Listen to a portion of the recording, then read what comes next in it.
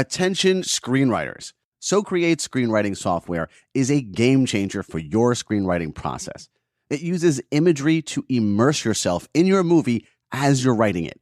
You'll feel inspired, creative, and so motivated to write. And you'll write better. And we can all use that superpower. And the best part, no fussing with formatting. So Create transforms your story into an industry-standard script in one click. It's incredibly easy to use. You can start writing your blockbuster in minutes. Podcast listeners can grab a year of So Create for just $99 with the code MMMOffer2023. That's 3 M's as in Movie Maker Magazine. Visit SoCreate.it to get your hands on the industry's secret weapon to award-winning scripts. Well, and it's funny too, it's like the last movie I'd want to say appeals to me. It's, it's ugly in its relationships. It's ugly. I mean, the photography is quite ugly at times. But there was something in the characters and just a constant thread through the entire movie of friends betraying friends. This is author Patrick Cooper talking to me about a movie he's obsessed with. So obsessed, he's written an entire book about it. The movie is Mikey and Nicky, the 1976 Elaine May film starring Peter Falk and John Cassavetes. For those unfamiliar, Mikey and Nicky is about two lifelong friends. One of them, Nicky, John Cassavetes, has foolishly ripped off his mob boss. Now, does that ever work out? And now he has a price on his head. He needs to get out of town and seeks help from his old friend Mikey. It's Peter Falk.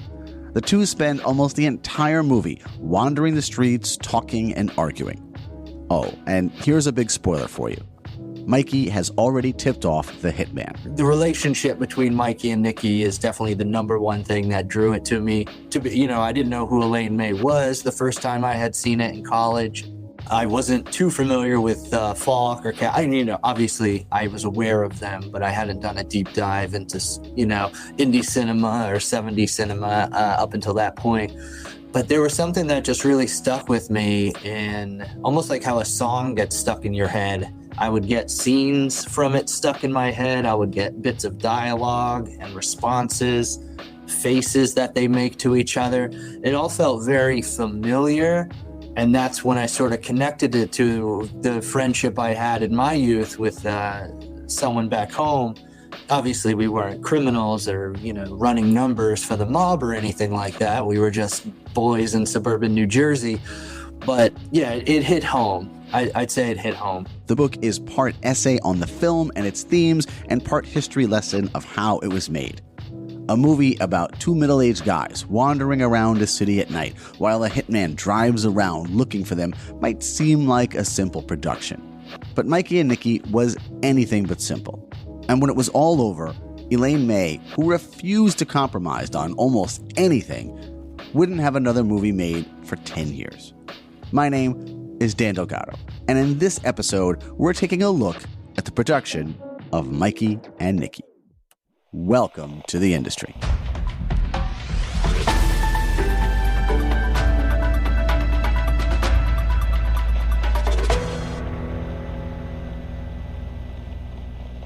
Who exactly is Elaine May anyway? Here are the basics. Born in 1932 in Philadelphia, where Mikey and Nicky was shot, May joined the brand new improv comedy troupe The Compass Players in 1955.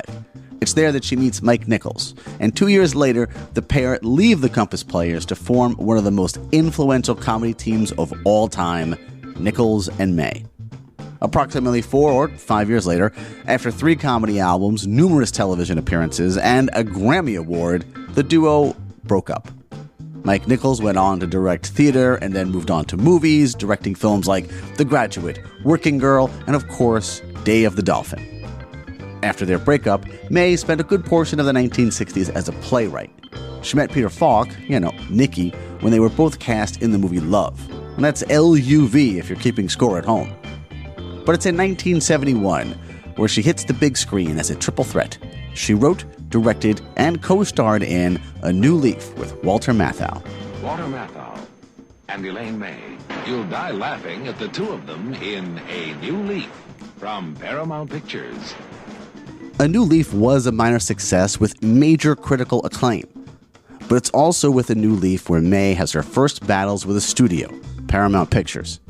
She was over budget, her original cut was 3 hours long and had a much darker ending. And much to May's disapproval, it was cut down to less than 2 hours and a happier ending was used. She even tried, unsuccessfully, to get her name taken off the picture.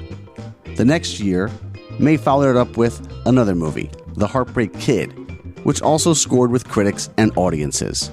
And The Heartbreak Kid even managed to land a pair of Oscar nominations for Eddie Albert and Jeannie Berlin, who happens to be Elaine May's daughter. And there were no script changes and no major problems, though it should be noted that Heartbreak Kid was not her script. And if you're keeping track, May is now 2 for 2 with her movies. And that brings us to Mikey and Nicky.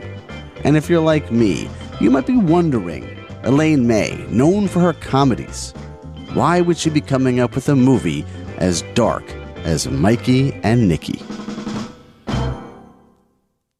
A great resource I had writing this book was a history of the Compass Players, the improv troupe that Elaine May belonged to, along with Mike Nichols. And in that book, they talk about all the ways back in 1954, I believe it was, Elaine May was working on this idea. It originated as a one-act play. She was in her early 20s, I believe, when this started gestating in her mind, and just worked on it I don't know about constantly, but worked on it for 20-something years before she finally got to film it.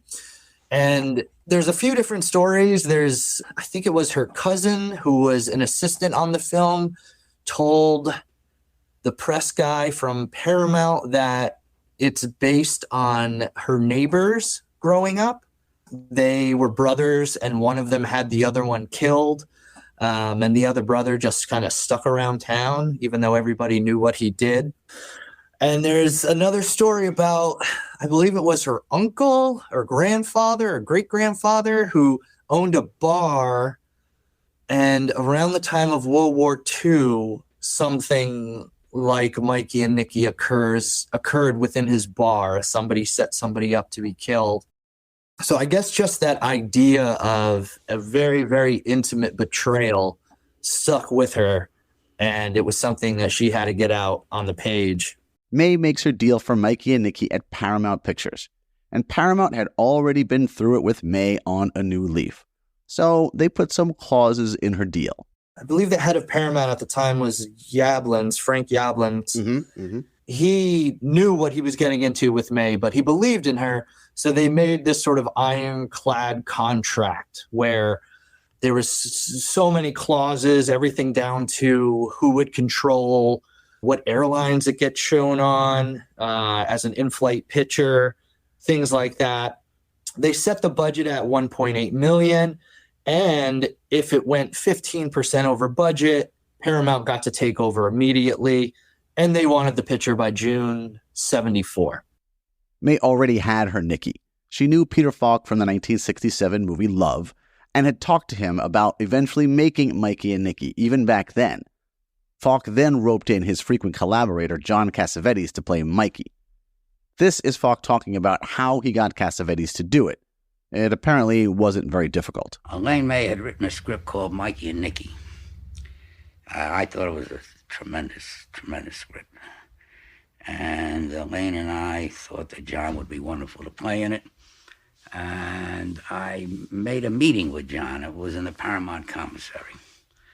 And I told him, Elaine wrote the script, and we would like you to be in it, and I'm here to ask you whether you'd be interested in it.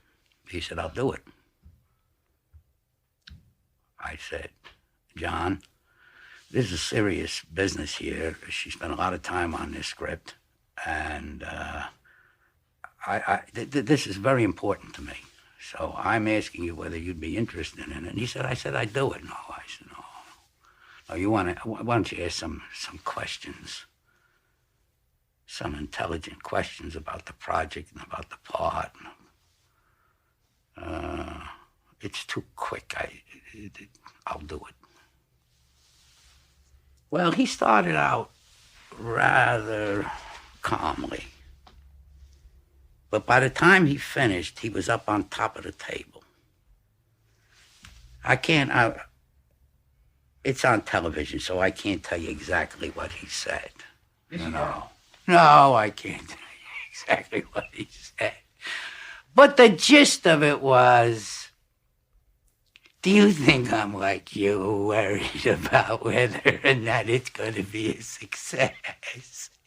Do you think I'm worried that maybe my career will be furthered by this? Do you think, blah, blah, blah, blah, blah, and he got further and further away, and he ended up by saying, are you going to be in it? Yes. Did she write it? Yes. Is she going to direct it? Yes. What else do I have to know? Gee, I thought, well, boy, this is a hell of a guy. That is one hell of a guy. So then we sat down, we continued eating. With her cast set and a very interesting set of clauses, May gets to work filming her passion project, Mikey and Nicky, in 1973. Finally, when it gets going, Philadelphia, they shoot in May 73. And it's interesting, it's set in Philadelphia. I don't think it's mentioned once in the film. There's no landmarks. It's really like in every city in the film. So 73, they start filming. And really from the get-go, from what I can discern, it sounded like it was a total just acting fest. The production side of it, cameras, sound, everything like that was sort of pushed aside and just focused on Falk and Cassavetes and May getting the performances out of them. There was really no setting of marks. May just let the camera run. She let Falk and Cassavetes, just move as they saw fit throughout the scene, which the producer Mike Hausman told me was just hell. Was just hell for in-between takes. That's why there's so many inconsistencies in shots, things like that. So it was a slow process. And by the summer, so they started in May, and then by the summer they had to pause shooting because of Columbo. Oh yes, Columbo, the long-running TV series that Peter Falk is best known for, interrupted filming in August of 1973. And when Patrick says May just let the camera run, she really just let it run until the entire roll of film was done, which is about 10 minutes. There's a well-known anecdote about the Mikey and Nicky shoot. I'll keep it quick. Falk and Cassavetes are doing a scene and improvising, and eventually Falk leaves, and then Cassavetes leaves. But the camera keeps rolling. After a minute or so, the cameraman calls cut, and May gets annoyed. The cameraman explains that the actors have left, and May famously replies, "Yes, but they may come back." And I want you to keep in mind, per the clauses in her contract, Elaine May needs to have Mikey and Nicky completed by June of 1974. They had to pick up again in California. So a lot of the nighttime scenes, the scene at the very end outside of Mikey's house, that's Los Angeles, some suburb somewhere. And they went through, I believe, 3 direct DPs, quite a few sound people. And just from the stories you hear, it was just, I hate that sort of stereotype, but May seemed very difficult to work with for the crew. Actors loved her, it seemed. The crew, not so much. But just a lot of spontaneity. There's a story I found in a magazine back then, I think it was the New Yorker, where they had the crew, she asked the crew to repave one of the streets in Philadelphia that they were shooting on because she didn't like how the street looked or it was too bumpy. And that's actually the scene where Mikey and Nicky have their fight, where they actually get physical. The street looks brand new. That's a freshly paved street. So that all continued. They finished wrapping in March. Production moved to LA because Paramount was getting worried. The movie should have wrapped by now, and May had already shot over 500,000 feet of film. Paramount figured having the movie close to home meant they could keep a close eye on things. And that thing that Patrick said about the difference between the cast and the crew. The cast loved the freedom, but the crew, well, dealing with that much freedom could be kind of rough for them. There's lots of examples of it being a rough shoot. I spoke with Mike Hausman, the producer, He was gracious enough to invite me to his apartment in New York. He did not seem like he was having a good time reminiscing about Mikey and Nicky. I talk in the book about when they were filming the scene at the bar when they're sitting there, Mikey's drinking beer, Nicky's drinking milk or whatever. It was just filmed at some little dive bar in Philadelphia, and it was 1,000 degrees out, middle of summer. And Cassavetes would not let them put the air conditioner on because he wanted to sweat. And Mike Houseman had to fight him for it and just say, listen, like, we're going to put this air conditioning on. You can go in the bathroom and sweat. We're going to put the air conditioning on. Kind of like that. And I really wanted to hear from someone on the crew. And I did, and I didn't. First, I had an email exchange with someone on the crew who described the Mikey and Nicky experience as, quote, one of the most wonderful and fascinating experiences of my life. But that was as far as I got. I couldn't get this person on the phone, much less consent to an interview. I also spoke to a different crew member, Jack Cooperman. He was very willing to speak with me. The IMDb lists him as the director of photography for the driving sequences. And just to give you an idea of who Jack is, he's had a long career as a cameraman doing a variety of jobs. And he worked on a number of big movies, especially in the 1980s. So if you enjoyed War Games, Indiana Jones and the Temple of Doom, Big Trouble in Little China, and Top Gun, that was some of his work you were enjoying. And according to Jack, while Elaine May definitely worked in her own way, dealing with that, well, that's just part of the job. She did her film the way she wanted to do it. And I'm not going to tell somebody how to achieve what they want. It didn't in any way affect my ability. It just gave me a different way to do things. That's what you're supposed to be able to do, is to adjust to what's in front of you or coming at you. And if May was, say, less communicative with her crew than other directors, it was fine, because she knew what she wanted. And if she knew, that meant that Jack knew, and that was fine. And he always viewed her as the director in charge. See, I only, at that moment, thought of Elaine in her position as a director. And I would say a lot of our input about what we wanted or what she wanted happened in the editing rooms at the hotel, where she had a couple of rooms with chems in them. But, I related to her strictly as a director. Her character of comedies in the past with Mike Nichols never even entered my mind. It was totally a director-cameraman relationship. Jack also told me something else that I thought was really interesting, that it wasn't just Elaine May that was directing. John Cassavetes directed, and we had quite a few cameras that John wanted it covered from a lot of angles. He directed a fair amount, maybe more than Elaine, but it's, that's what I recall.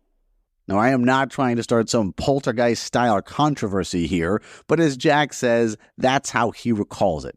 And there was a point in the production where the director of photography quit, and Cassavetes briefly took over. So I'm guessing this might be what Jack is referring to. And there is one other person I was in touch with. I had a great conversation with this person, but she would not do an official interview with me, or even want me to use her name. So instead, she wrote down some of the things that she remembered about the shoot, and I had a fellow podcaster, Courtney Kosak, read them for me. So let's just refer to this mystery person as Courtney. And Courtney had already worked with Elaine May before. You know that this was the second film I worked on. The first film, I was a production assistant. The Heartbreak Kid, also directed by Elaine May, also line produced by Michael Houseman. The difference was Neil Simon wrote Heartbreak Kid, so she couldn't change a word of it. It was in the contract. Elaine was always the scattered genius, but on that, she had a framework. And let's just say that for our Courtney, Mikey and Nicky was an interesting experience. Mikey and Nicky should have been much easier. It was to be shot during 60 nights, all in Philadelphia, in the summer of that year, 73. It was hot and muggy. We were in some unsavory areas, but it shouldn't have been too bad. I was running the office. Mikey and Nicky was a vanity project. Elaine wanted to throw a bone to her old cronies from the theater world or the Upper West Side. I don't know. Her people were important to her. That's why Sanford Meisner, Bill Hickey, Carol Grace were all in the movie. The writer Susanna Moore, a friend of Joan Didion, her brother was hired because of that connection, I guess.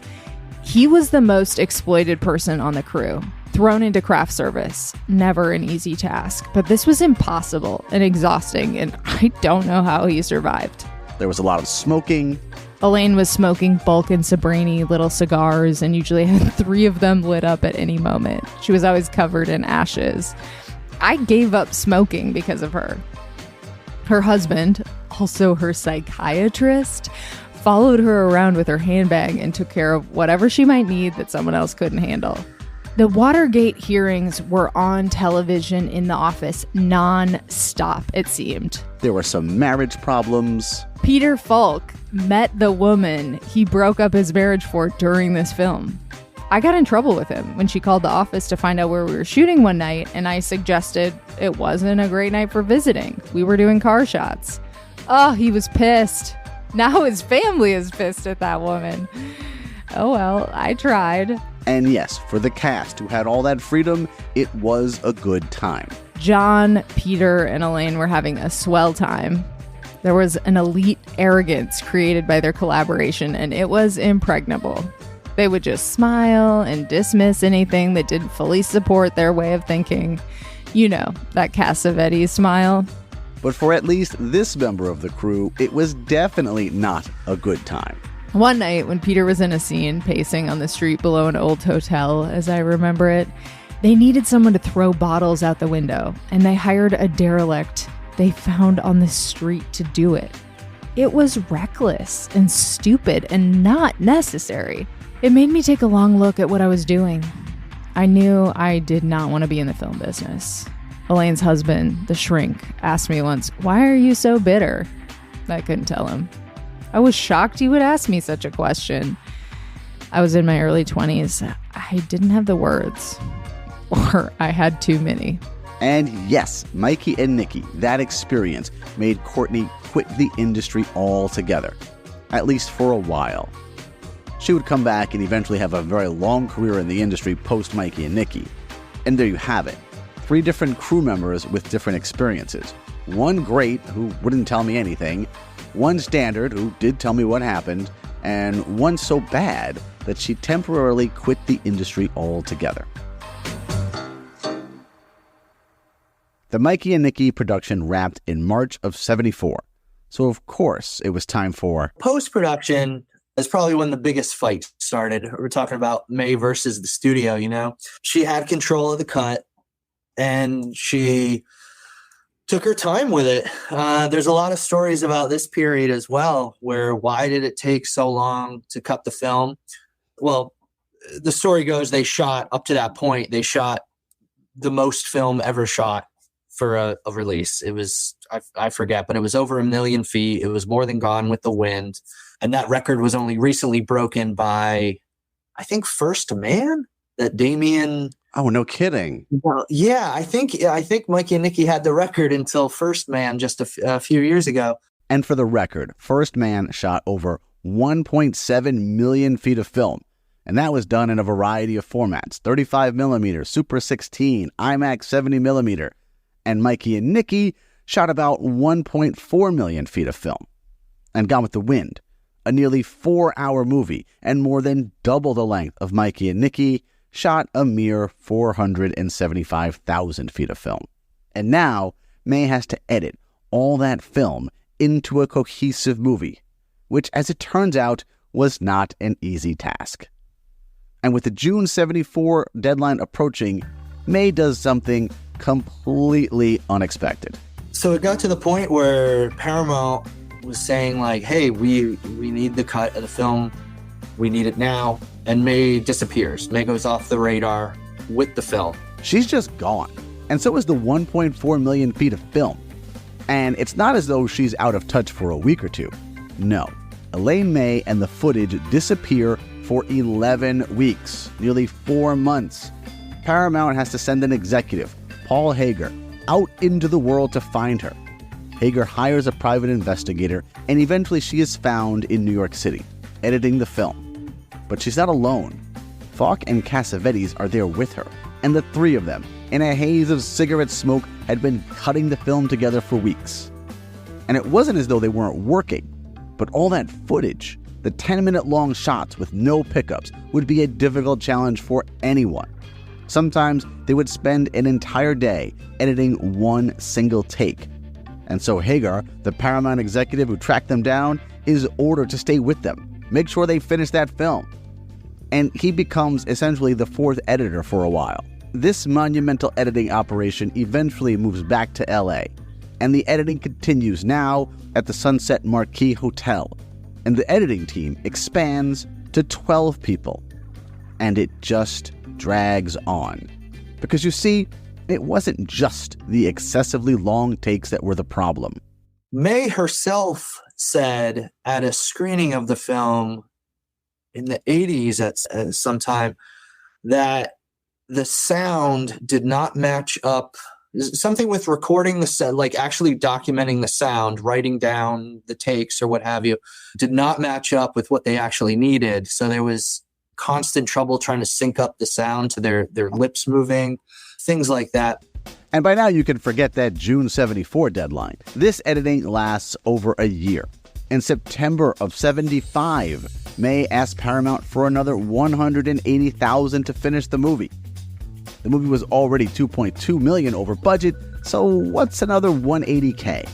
Well, when May made her deal with all those clauses, it was Frank Yablans who was running Paramount. And Yablans was a big Elaine May supporter. But by now, Yablans wasn't running Paramount anymore. Now it was a guy named Barry Diller. And Diller had had enough of Mikey and Nicky and Elaine. And he wasn't going to give anything more. Instead, he demanded that May and her team of editors move out of the Sunset Marquis Hotel, turn the movie over to Paramount, where they would assign some editors to finish the job. Now, he would allow May to oversee it, but this would be on Paramount's property with Paramount's editors. May responded by selling the rights to the film. Yes, how she was able to do this, I do not know. But May, who did have final cut, thanks to previous Paramount boss Frank Yablans, sold the rights to Elise Films, a company no one had heard of. And what happens next is what Hollywood does best: file lawsuits. Paramount filed a breach of contract lawsuit demanding possession of the film. May countersued over Paramount's refusal to cough up the money needed to finish the movie.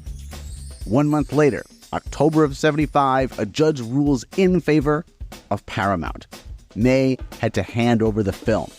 And Elise Films, the unknown company that May allegedly sold the rights to, that turned out to be a group backed by Peter Falk and some of his friends. May does hand over the film to Paramount. Well, she handed over most of the film. There was also a missing reel of the film. That's right. May hid a reel or two of the film. And they must have been the important ones because Paramount really wanted them back.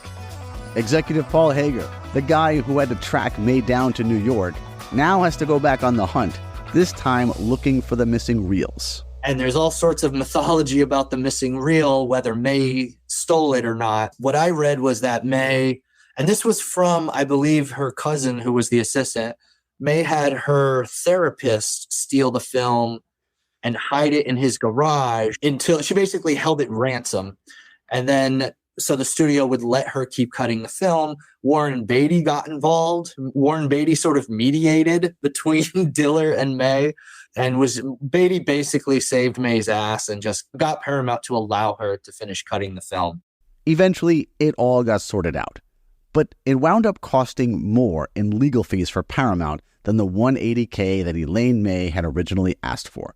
The final budget, which was set for $1.8 million, ended up being around 4.3 for a movie about two guys walking and talking. I have a very vivid memory of in Mike Hausman's apartment, he pulled out the original budget sheet that Paramount produced, and he just stared down on it and shook his head and said, "It went over. It all went fucking over." And now, 3 years after it all began, Paramount put their cut of Mikey and Nicky out into theaters in December of 1976. Mikey and Nicky. They're gonna kill me. You're not gonna die. I'm gonna die? I know it for a fact they're gonna kill me. You are not gonna die. Peter Falk, John Cassavetes, Mikey and Nicky. Ma, if anything happens to me, Mikey did it. Paramount basically dumped it out with little fanfare and let it die a quick death in late 76. Critically speaking, the reception of Mikey and Nicky upon its first release, which was the Paramount cut of the film, was not as it's regarded today.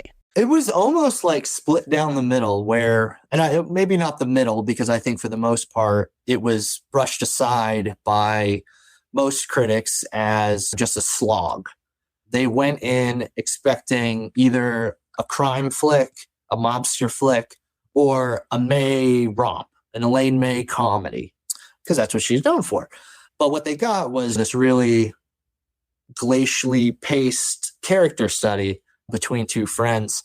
So there were critics who called it the greatest American film of the year. I think one critic said it was one of the greatest American films of the decade. And then you had another review called it a cinematic death wish.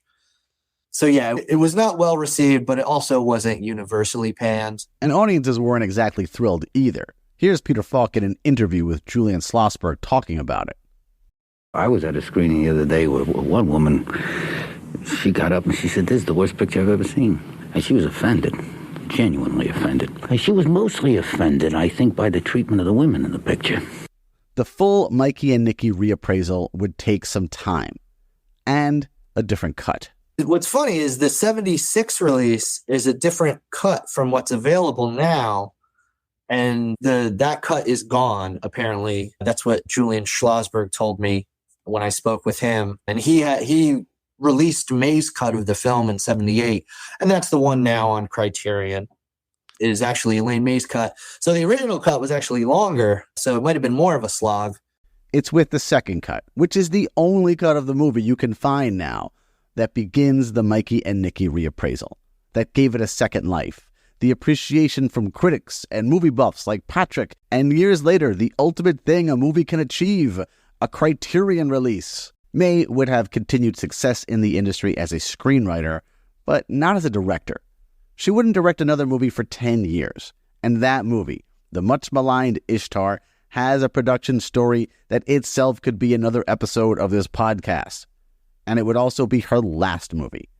Though to be honest, I actually like Ishtar. When it comes to May's directing career being over after 4 movies, there's basically 2 schools of thought. One, that her own unwillingness to compromise is what doomed her. She would go over budget and make unreasonable demands. Had she just been able to play ball with the studio a little more, she could have avoided a lot of headaches. And then there's the other school of thought. If she was a man, she would probably just be considered an auteur with a vision, an uncompromising vision, which she does have. But instead, she was just labeled difficult and didn't get to work. She didn't make the money. Mikey and Nicky wasn't exactly a financial success. So the studio they made their money back, but it was no hit. So that on top of all the post-production issues and things like that, I'm sure soured them. But yeah, you got to wonder if she was a man, would she just be put in the auteur bucket and given a blank check for her next film, Mikey and Nicky might sound like an endurance test. It's not a typical movie at all. And it's not fun either. For most people, it is a slog. But for some of you out there, I think it might be worth it. Well, people do betray one another, and people do love one another, and people need one another, and people mistrust one another, and people kill one another. And sometimes they do all these things all at the same time. And I think it's all in the picture. And it's not a simple-minded picture, you know? No, it's quite the opposite. It's rather complex. It's kind of complicated. And it doesn't talk down. But I think there are people that are intelligent, you know, and are capable of feeling, and who resent something that's oversimplified. And I love a romantic picture, and I love a sentimental picture, but there's room for the other kind, too. Thank you for listening to this episode of The Industry, presented by Movie Maker. Visit moviemaker.com for more great podcasts, articles, and information about movies. If you love movies, you want to make them, or you're already a movie maker yourself, there's something for you at moviemaker.com. This episode was written, edited, and hosted by me, Dan Delgado. Special thanks to my guests this week, Patrick Cooper, Jack Cooperman, and my mystery crew person. Patrick Cooper's book on Mikey and Nicky is called Aren't You Gonna Die Someday? And is available at Amazon.com. There's a link to it in the show notes. My mystery crew person's comments on Mikey and Nicky were read by Courtney Kosak. Courtney is a superior podcaster, and if you yourself are a podcaster, then you should check out her series, Podcast Bestie. Or if you're a writer, you can check out her other podcast, The Bleeders. Again, there's going to be links to those in the show notes as well. Music in this episode is from Epidemic Sound. There's a transcript and links to all sources used for this episode and anything else that I can think is relevant at my website, industrypodcast.org. And while you're there, you can leave me a voice message, and if you're so inclined, you could even buy me a coffee. If you enjoyed this episode, feel free to leave a 5-star review on Apple Podcasts, Podchaser, or wherever else you can leave a review. Or maybe you could just tell a friend. If you want to contact me, you can. You can email me, dan@moviemaker.com. I'm also on Twitter at TheIndustry13, Instagram at industry_podcast, and Facebook at TheIndustryPod, though I don't really check that often. Thanks again for listening. I'll be back again soon with another story of the things that went on in the industry. Be good.